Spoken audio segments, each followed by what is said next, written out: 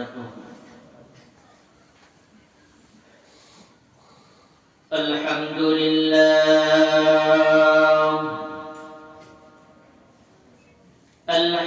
لله الذي جعل الشمس والقمر بحسبان والنجم والشجر يسجدان وفضل زمانا على زمان كما فضل مكانا على مكان ونشهد أن لا إله إلا الله وحده لا شريك له ونشهد أن سيدنا وسندنا وحبيبنا وحبيب طبيبنا ومولانا محمدا عبده ورسوله الذي أرسله تعالى في كلامه المجيد والفرقانه الحميد. أعوذ بالله من الشيطان الرجيم. بسم الله الرحمن الرحيم. والذين جاهدوا فينا لنهدينهم سبلنا وإن الله لمع المحسنين. وقال النبي صلى الله عليه وسلم: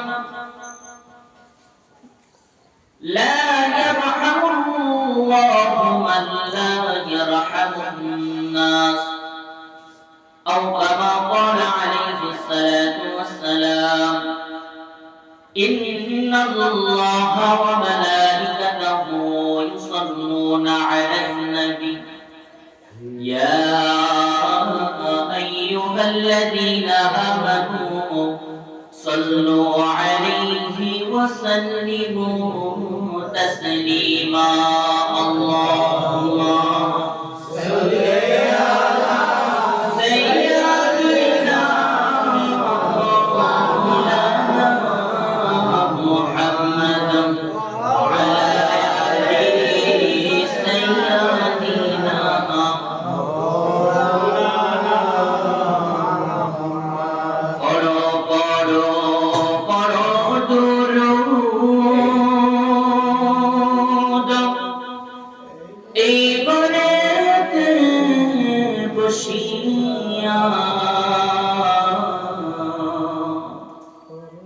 আমার নবী শুনবে দুরূদ শুয়ে সোনার মদিনা। আল্লাহুম্মা সাল্লি আলা সাইয়্যিদিনা মাওলানা মুহাম্মদ ওয়া আলা আলি সাইয়্যিদিনা। আলহামদুলিল্লাহ, রব্বে কারীম ইজ্জাতুল জালালের দরবারে সর্বপ্রথম শুকরিয়া আদায় করি যে আল্লাহ পাক রব্বুল আলামিন আমাদের হাজার লাখো মানুষের মধ্য থেকে যাচাই করে বাছাই করে ভালোবেসে মহব্বত করে পবিত্র জুমার দিন মসজিদে সবার আগে আসার মতো বসার মতো সুযোগ দান করেছেন। সকলে বলি আলহামদুলিল্লাহ। দুরূদ পাঠ করি সেই মহান মানবতার মুক্তির দিশারি যিনি সর্বযুগের সর্বশ্রেষ্ঠ মহামানব হিসেবে মহান আল্লাহ পাক রব্বুল আলামিন সমস্ত জাতিকে পথ পরিদর্শন করার জন্য দুনিয়ায় প্রেরণ করেছিলেন। সেই মহান মানবের নিকট দুরূদ পাঠ করি, সকলেই বলি সাল্লাল্লাহু আলাইহি ওয়াসাল্লাম। আপনারা কতগুলো দিনদার ফরেস্টের জ্ঞানী গুণী ব্যক্তিদের সামনে আমি কুরআনুল কারীম থেকে সূরাতুল আনকাবুত থেকে একটা আয়াতে কারিমা তেলাওয়াত করেছি এবং নবী করিম সাল্লাল্লাহু আলাইহি ওয়াসাল্লামের জবানের বাণী থেকে ছোট্ট একটা হাদিসের টুকরা পাঠ করেছি। আল্লাহ পাক রব্বুল আলামিন যদি আমাকে তৌফিক দান করে আয়াত এবং হাদিসকে সামনে রাখিয়া কিছু কথা আপনাদের সম্মুখে বলবো ইনশাআল্লাহ। আল্লাহ পাক রব্বুল আলামিন কথাগুলো শোনার আমল করার তৌফিক দান করুন, সকলে বলি আমিন। আমিন।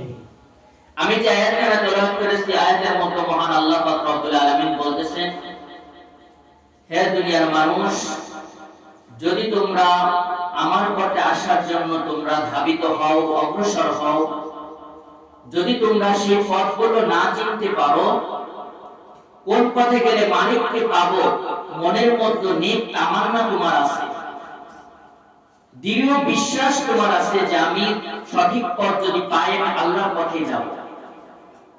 আল্লাহ বলতেছেন, যদি তুমি পথ খুঁজেও না পাও, ওই পথটাকে আমি আল্লাহ তোমাকে খুঁজে বের করে আমার কাছে নিয়ে আসব। সুবহানাল্লাহ।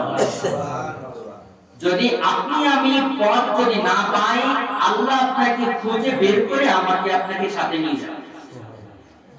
আল্লাহ বলতেছেন, ইন্নাল্লাহা লামাআল মুহসিনিন, আমি আল্লাহ সৎ কর্মীদের সাথে আছি, যারা ভালো কাজ করে তাদের সাথে আমি আল্লাহ আছি এবং থাকবো। কারণ যারা মুমিন তাদের একমাত্র রক্ষক কে? বলুন কে? আল্লাহ। কে? আল্লাহ। একমাত্র রক্ষক কে? আল্লাহ। আল্লাহ যে মানুষের সাথে আছে ওই মানুষের কোনো ভয় কাটতে পারে না। তাহলে সেই মালিকের প্রিয় হইতে হবে। যেমন আপনার সন্তানকে যদি কোনো মানুষ আঘাত করে, আপনি সেই মানুষটাকে কেন তার বিরুদ্ধে আপনি যান? কেন যান? কারণ আপনার সন্তানকে আপনি ভালোবাসেন, ঠিক কি না? আপনার সন্তানকে ভালোবাসেন, এই জন্য আপনার সন্তানকে কেউ যদি আঘাত করে আপনি সহ্য করতে পারেন না। তেমনি যদি আপনি আল্লাহকে ভালোবাসতে পারেন, আল্লাহ যদি আপনাকে ভালোবাসে, আপনি যদি বিপদের মধ্যে থাকেন, আল্লাহ সহ্য করতে পারবেন আমার বান্দা বিপদে। আল্লাহ সহ্য করতে পারবে। এক বৃদ্ধ রাস্তা দিয়ে যাইতেছে, খুব খেয়াল করে শুনবেন। এক বৃদ্ধ কোথায় যাচ্ছে? রাস্তা থেকে যাইতেছে। বৃদ্ধ মানুষ, গায়ে জীর্ণ শীর্ণ পোশাক, মুরব্বী মানুষ। ওই পথ থেকে আবার যাইতেছে একজন রাজার পুত্র এবং রাজার পুত্রবধূ। এখন বলুন তো, ওই বৃদ্ধর সমতল সমান আর রাজার সমান কি এক? রাজার সম্মান বেশি থাকে না? রাজার সন্তানের তো সম্মান বেশি, কিন্তু যারা বৃদ্ধ গরিব তাদের সম্মান কিন্তু সমাজে বর্তমান কম, ঠিক কি না? সমাজে কম না? এখন রাস্তা দিয়ে যখন যাইতেছে, বৃষ্টির সময় যাইতেছে, বৃদ্ধের পায়ের আঘাতে পানির ছিটা গিয়ে ওই রাজার পুত্রবধূর গায়ে পড়ছে। গায়ে পড়ার পর এখন গরিবের পায়ের পানি বড় লোকের গায়ে পড়ছে, এটা কি সহ্য করে নেওয়া যায়? এইটা দেখে এখন পুত্রবধূ খুব রাগান্বিত হয়ে গেছে। ডাক দিয়ে বলতেছেন, ও স্বামী, আপনি কেমন মানুষ? আপনার সামনে ওই বুড়ো বেড়া তার পায়ের পানি আমার গায়ে লাগাইছে, আপনি এটা সহ্য করে দিলেন? এখন যুবক মানুষ তো গায়ে প্রচন্ড তেজে আর সামলায় রাখতে পারে নাই। যাই অমনি পূর্বাপুর বৃদ্ধর গায়ে টাস করে একটা সুপার লাগায় দিছে। নাউজুবিল্লাহ।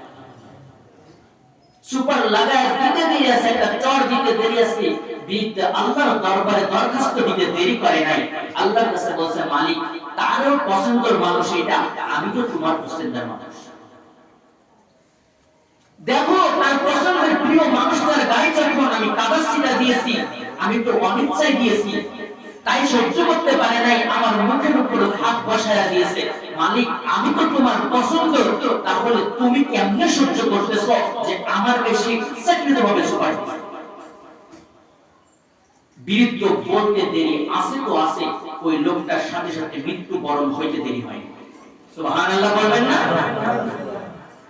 বৃদ্ধর বলতে দেরি আছে তো আছে, সঙ্গে সঙ্গে আল্লাহ লোকটার জান কবজ করায় নিয়ে। এখন পুত্রবধূ অবাক হয়ে গেল, কেমনে রে সম্ভব? এবার বৃদ্ধ পুত্রবধূ কেমনে সম্ভব বুঝতে পারতেছ না। এবার তাহলে শোনো, তোমার গায়ে যখন আমার অনিচ্ছাকৃত পানি তোমার গায়ে লাগছিল রে, আমি তখন অনিচ্ছাকৃত পানি দিছিলাম। তোমার স্বামী সহ্য করতে পারে নাই, কারণ তোমাকে সে ভালোবাসে।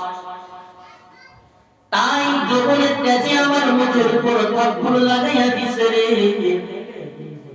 যখন থাপ্পড়টা লাগাইয়া দিছে রে, তোমাকে যেমন তোমার স্বামী ভালোবাসতো, আমাকেও একজন ভালোবাসেন। তিনি কে? আমাকে একজন ভালোবাসেন। তোমার গায়ে আমি একটু পানির ছিটা দিছে, সহ্য করতে পারো নাই, আর আমার মুখে সুপার মারছে, আমার আল্লাহ কি সহ্য করবে? না না, সহ্য করবে না।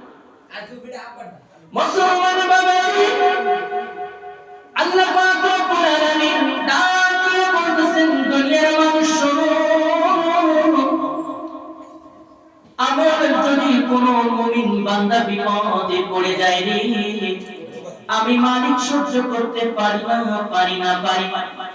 আমি আল্লাহ সঙ্গে সঙ্গে ওই মুমিন বান্দাকে সাহায্য করি। সুবহানাল্লাহ।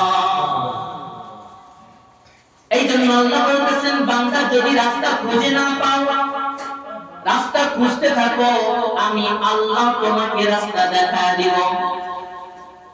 একজন সাহাবার নাম শুনছেন, যে সাহাবা ছিল খলিফাতুল মুসলিমিন, ইসলামের দ্বিতীয় খলিফা।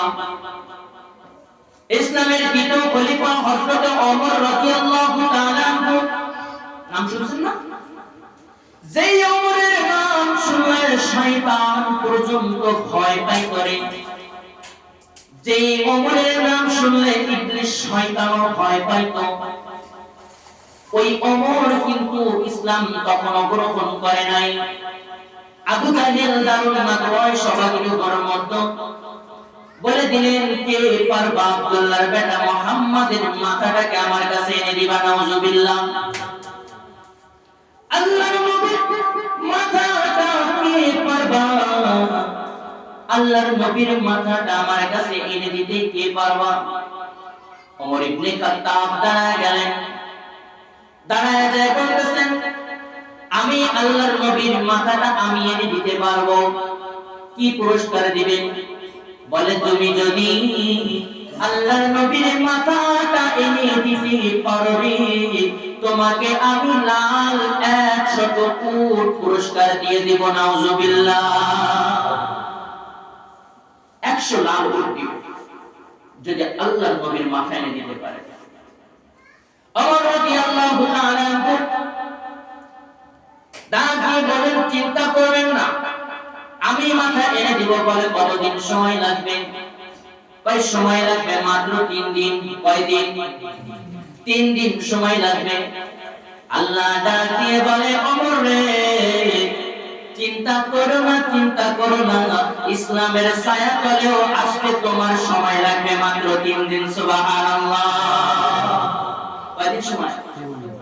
আর রাসূলের মাথা কাটার জন্য সময় নিছে কয়দিন? আর ইসলামের জন্য আসার জন্য সময় 3 দিন। খুব খেয়াল করে শুনুন। আমার দারুল মাদওয়া থেকে বাড়ির দিকে চলে গেলেন। বাড়িতে বিবিকে বলতেছেন, আমার বিবি, যাও গো, আমার তরুণ বাড়িটা নিয়ে আসো। আমার বিবি বলেন, ও স্বামী, কোন তরবারি আনবো? কোন তরবারি আনবো? বলেন, আমার সব থেকে বড় যে তরবারিটা আছে, ওই তরবারিটা তুমি নিয়ে আসো। এবার তরবারি নিয়ে আসলেন। বলে, এবার তুমি বিষ নিয়ে আসো। বলে, আপনি বিষ দিয়ে কি করবেন? এত জিনিস হত্যা করলেন, শিকার করলেন, কখনো তো বিষ প্রয়োগ করলেন না। বলে, আমি এমন একজনকে আজকে হত্যা করব যাকে হত্যা করার সঙ্গে সঙ্গে 100 উট আমি পুরস্কার পেয়ে যাব। নাউজুবিল্লাহ। আমার বিবিরা কে বলেন, ও প্রাণের স্বামী, জানতে পারি কি সেই লোকটা কে রে, যাকে হত্যা করলে তার মাথার বিনিময়ে 100 উট পাবেন? বলে সে আর কেউ নয়, সে হলো আব্দুল্লাহর পিতা মুহাম্মদ। আবার বিবি অন্যদিক তাকায় আল্লাহর কাছে বলতেছে, মালিক, আমি যতটুকু জানি আব্দুল্লাহর পিতা মুহাম্মদ তো কখনো কাউকে কষ্ট দেয় নাই, কখনো কাউকে গালি দেয় নাই, একটা মিথ্যা কথাও বলে নাই রে। তাহলে কেন তার উপর মানুষটা তো চড়াও হয়ে আছে? কি করা যায়? স্বামীর হুকুম যদি না মানি, স্বামী প্রচন্ড রাগী মানুষ, আমার উপর অত্যাচার শুরু করে দিবে। বিষ নিয়ে আসলেন, তরবারিতে বিষ লাগাইয়া তরবারি রেখে দিলেন। সময় চলে গেল, একদিন, কয়দিন, আবার দ্বিতীয় দিন।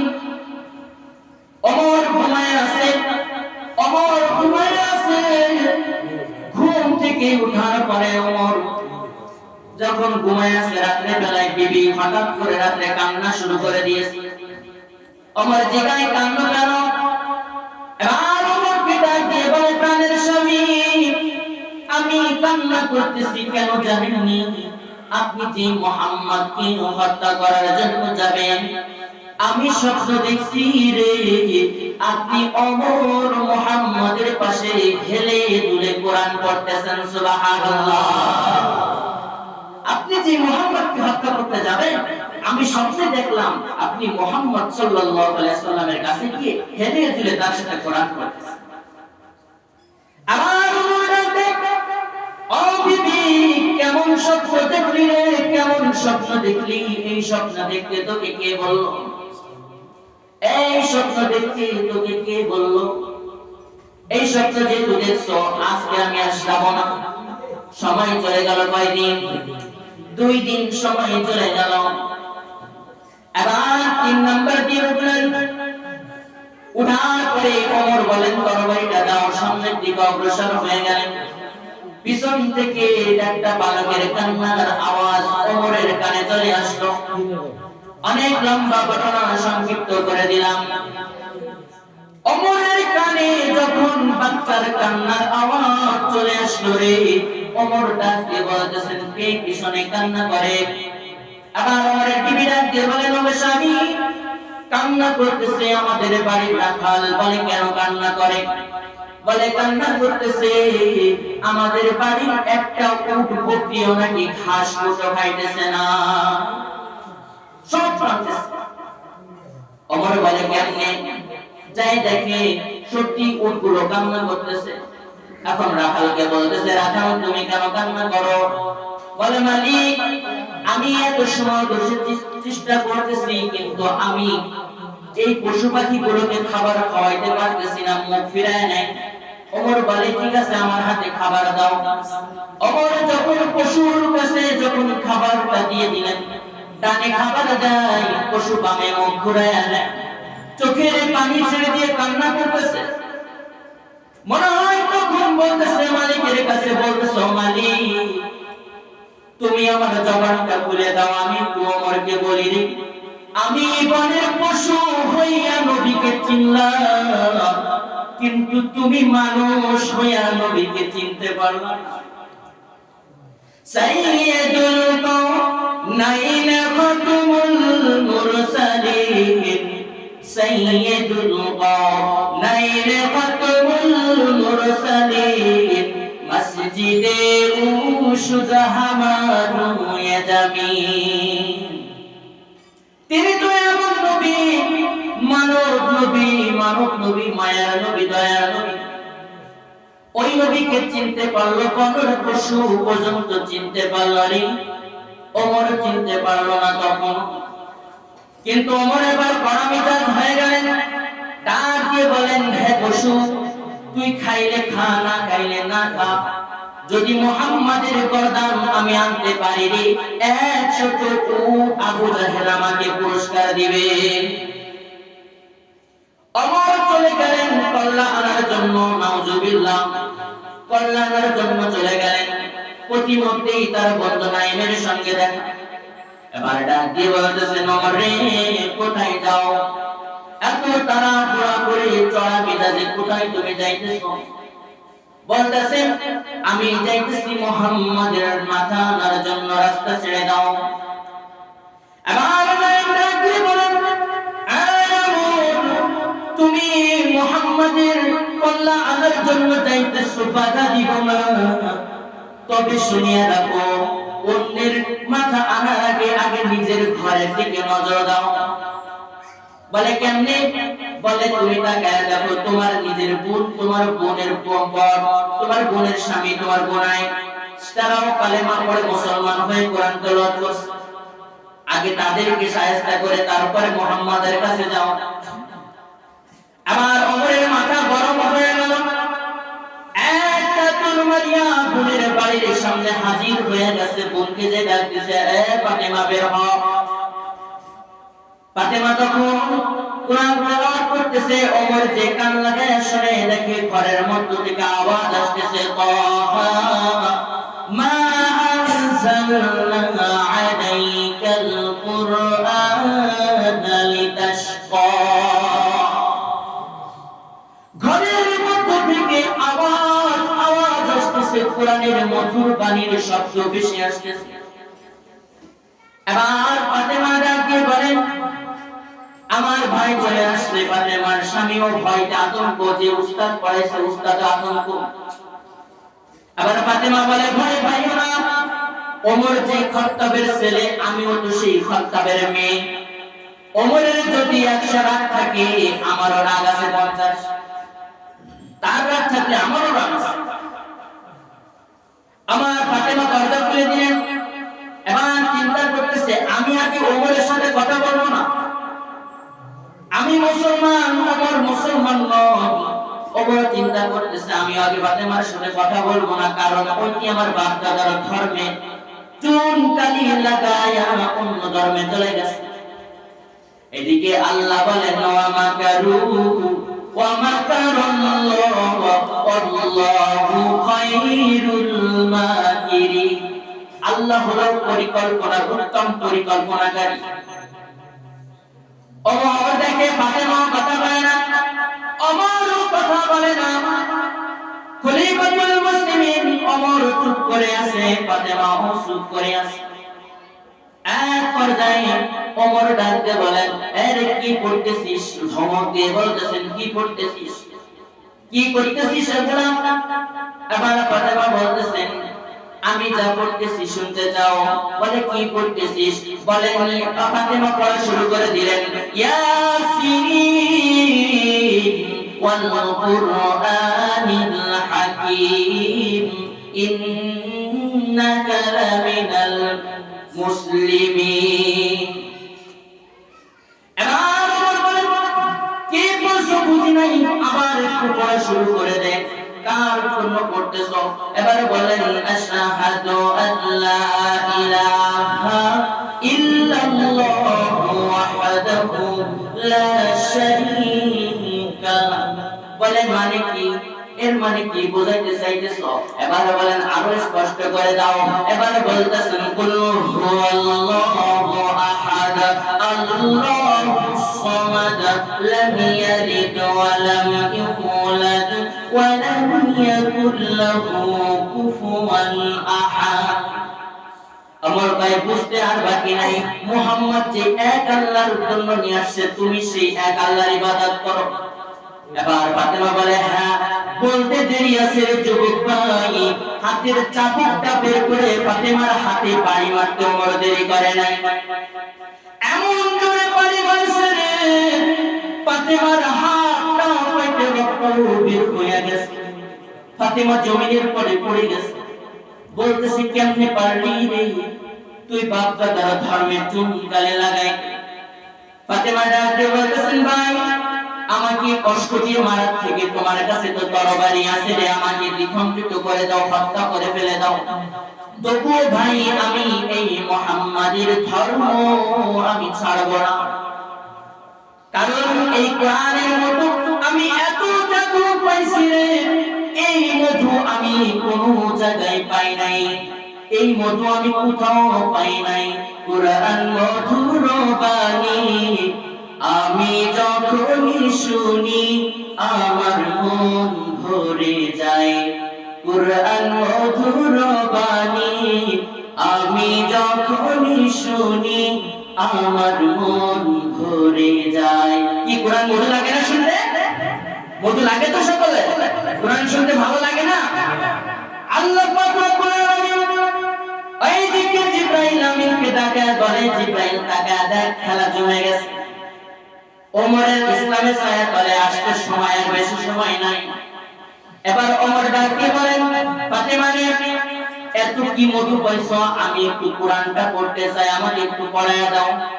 বলে এই কোরআন সাধারণ কোন কোরআন নয়, এই কোরআন হলো কিতাবুল্লাহ, এই কোরআন হলো একমাত্র আল্লাহর কিতাব। কার কিতাব? আল্লাহ। এই কোরআন আল্লাহর কিতাব, এই কোরআন নাপাক অবস্থায় ধরা যাবে না। ওযু করে আসো। এবার ওমর ডাক দিয়ে বলে, ফাতেমা রে ওযু আমাকে করার ব্যবস্থা করে দাও। ফাতেমার হাত পেটে রক্ত বের হইতেছে। ফাতেমা হাতের দিকে তাকায় বলতেছে, হাতরি আমি তোকে চাই না, আমি চাই আমার ভাই ওমরকে। আমার এক হাতের বিনিময়ে যদি আমার ওমর ভাই যদি ইসলামের ছায়া তলে আসে, আমি ফাতেমা জীবন দিতে রাজি। এবার হাত দিয়ে রক্ত ঝরতেছে, ওমরের জন্য পানি উঠায় দিলেন, ওযু করলেন, কোরআন শরীফ পড়লেন।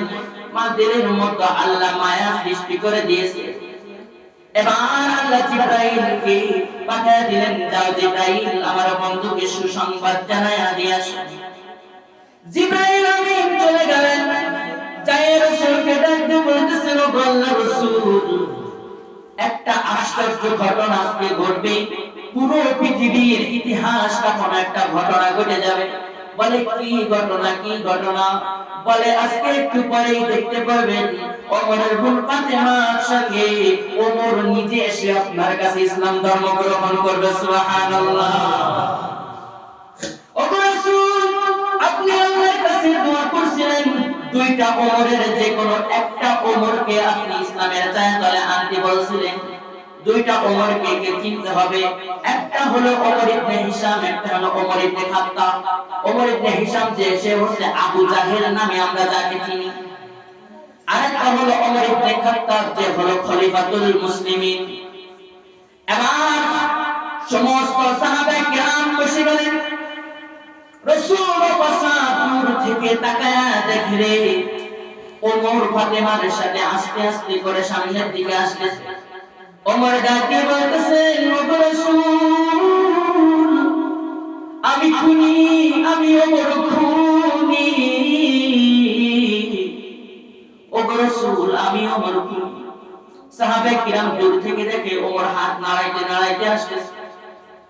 সাহাবায়ে কিরাম তরবারি নিয়ে দাঁড়ায় গেলেন, দাঁড়ায় বলতেছেন, রাসূল আপনি ভয় পাবেন না, আমাদের জীবন দিয়ে হইলেও আমরা আপনাকে হেফাজত করব। এবার সাহাবায়ে কেরামদের রাসূল ডাকতে বলতেছেন, আমার সাহাবীরা ভয় করতেছি না, ভয় করতেছি না, আমি ভয় করি না, আমি ওমর সম্পর্কে যেটা জানি তোমরা সেটা জানো না। সুবহানাল্লাহ বলেন। আমি ওমর সম্পর্কে যেটা জানি তোমরা সেটা জানো না। ওমর আমার কাছে আসতেছে ইসলামের ছায়া তলে আসার জন্য। সুবহানাল্লাহ। এবার ওমর চলে আসেন, আসার পরে তরবারিটা সামনে দিয়ে বলতেছেন, ও আল্লাহর রাসূল আপনি আমাকে শাস্তি দিন, আমি ওমর খুনি, আমি ওমর খুনি, আমি ওমর খুনি। এবার বলতেছেন, ওমর শান্ত হও, শান্ত হও, বলো গো নবী আমি যদি আনাইমের সাথে যদি দেখা না করি, আমি যদি ফাতেমার ঘরে না যাইতাম, আমি আপনাকে খুন করার জন্য আসতাম। কিন্তু বন্ধু নাইমের সাথে দেখা হওয়ার পরে আমি ফাতেমার কাছে গেছি। ফাতেমার কাছে যাওয়ার পরে এমন কুরআন আমি শুনছি, ওই কুরআনের মায়ায় আমি ওমর পড়ে গেছি। সুবহানাল্লাহ। ও নবী আমাকে কুরআন শিখায়া দেন না গো, আমি একটু এই কুরআন শিখতে চাই, আমি একটু এই কোরআন শিখতে চাই, আমি একটু এই কোরআন দেখতে চাই। ওগো নবী, আপনি আমাকে একটু শিখায়া দেন। আপনার নূরানি চেহারা দেখিয়া আমি আপনার হাতে হাত রেখে মুসলমান হতে চাই। সুবহানাল্লাহ। আরে আরবের মানুষেরা কত বড় ভাগ্যবান, নূর নবীজির চেহারা দেখিয়া কাফের হইল মুসলমান। বলেন, আরবের মানুষেরা কত বড় ভাগ্যবান, নূর নবীজির রূপ দেখিয়া কাফের হইল মুসলমান। ঠিক কিনা? কি নবীজির চেহারা দেখে মুসলমান হয় নাই? মুসলমান হয়েছে তো? তাহলে আমাদের সেই নবীর উম্মত হয়ে কিন্তু আমরা আসছি না চাইতে। এই জন্য আল্লাহ বলতেছেন, বান্দা, ওমরের নিয়ত ছিল যে আমি সঠিক যদি কোনো জিনিস পাই আমি সেই পথে যাব। তাই তো আল্লাহ বলছেন, আল্লাযিনা জাহাদু ফিনা লানাহদিয়ান্নাহুম সুবুলানা। সঠিক রাস্তা খুঁজবা, যদি খুঁজে না পাও আমি আল্লাহ তোমাকে দেখায়া দিব। তাহলে আমাদের সঠিক রাস্তা খোঁজার চেষ্টা করা লাগবে না? করা লাগবে তো? সকলে করবেন তো ইনশাআল্লাহ? ইনশাআল্লাহ। যতটুকু আলোচনা করা হলো ভুল বিয়াদবি ক্ষমা করে দিয়ে বাকিটুকু আমল করার তৌফিক দান করুন। সকলে বলি আমিন। ওয়া আখিরু দাওয়ানা আলহামদুলিল্লাহি রাব্বিল আলামিন। আসসালামু আলাইকুম ওয়া রাহমাতুল্লাহি ওয়া বারাকাতুহু।